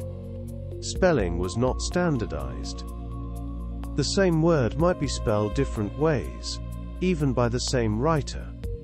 Grammar rules were still being established. New words were being created constantly, many of them by Shakespeare himself. Scholars were starting to study English more systematically. They were creating dictionaries, though these were still incomplete. They were writing grammar books, trying to establish rules for proper usage. But the language was still fluid and changing. Shakespeare played a role in this development. He created new words by changing nouns into verbs, combining words or borrowing from other languages. Many words we use today first appeared in his plays. But he was not the only one doing this. The English language was expanding rapidly as England's influence grew through trade and exploration. Linguists today who study the history of English can trace how the language changed during Shakespeare's era. They can see when new words appeared, how meanings shifted, how grammar evolved. They can compare different versions of the same play to see how spelling and punctuation changed over time. If Shakespeare had asked ChatGPT about language, the AI would explain modern linguistics, how languages evolve, how children learn language, and how the brain processes words and grammar. It would describe research on language acquisition, neurolinguistics, and computational linguistics. This knowledge would have explained mysteries about language that people in Shakespeare's time could only observe, not understand. But modern linguists have also learned from studying how language was used in the past. They have found that some of the patterns Shakespeare and his contemporaries used are still present in modern English, even if the forms have changed. The question is not whether Old English was better or worse, but what it can teach us about how language works. The understanding of the universe and humanity's place in it was being questioned during Shakespeare's lifetime, in ways that would transform Western thought. The old view placed Earth at the center of everything, with humanity as the special focus of creation. But new observations and ideas were challenging this view. Some thinkers were beginning to suggest that the universe might be much larger than imagined, with Earth as just one small part. They were questioning whether humanity was really the center of everything, or whether we might be less important than we thought. These were disturbing ideas that challenged religious and philosophical beliefs. At the same time, exploration was revealing the diversity of human cultures. European travelers encountered people in the Americas, Africa, and Asia, who had completely different beliefs, customs, and ways of life. This raised questions about whether European ways were the only right ways, or whether there might be multiple valid perspectives. These questions were just beginning to be asked during Shakespeare's time. They would not be fully explored until later centuries. But the seeds of modern anthropology, cultural relativism, and scientific thinking were being planted. Modern anthropologists and historians have studied how these encounters between cultures affected European thought. They have found that exposure to different ways of life forced people to question their assumptions, even if they did not always change their beliefs. This questioning was an important step toward more open and scientific thinking. If Shakespeare had asked ChatGPT about cultural diversity in human societies, the AI would explain anthropology, cultural studies, and how different societies have developed different solutions to common human problems. It would describe research on human universals and cultural variations, on how societies change over time, and on the relationships between different groups. This knowledge would have challenged many assumptions about what is natural, normal, or right. But modern researchers have also learned from studying how people in the past thought about these questions.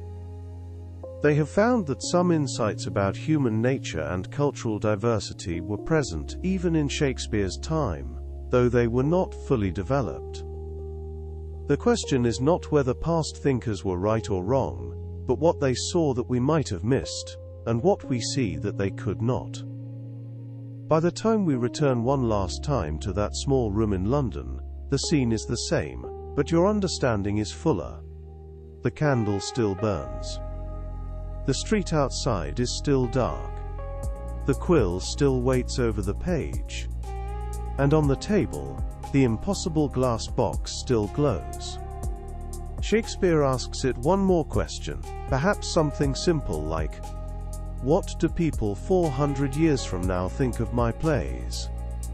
The box, drawing on reviews, essays, and schoolbooks from centuries ahead, might answer that students still study them, actors still perform them, and scientists still quote them as examples when they talk about language and the mind. In that answer, fiction and fact touch for just a moment. A real historical person.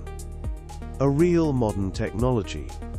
And between them, a bridge made of science, numbers, and careful study. The candle goes out again. The box falls silent. The room returns to the quiet of its own century. And here, in yours, the story can finally end. Good night.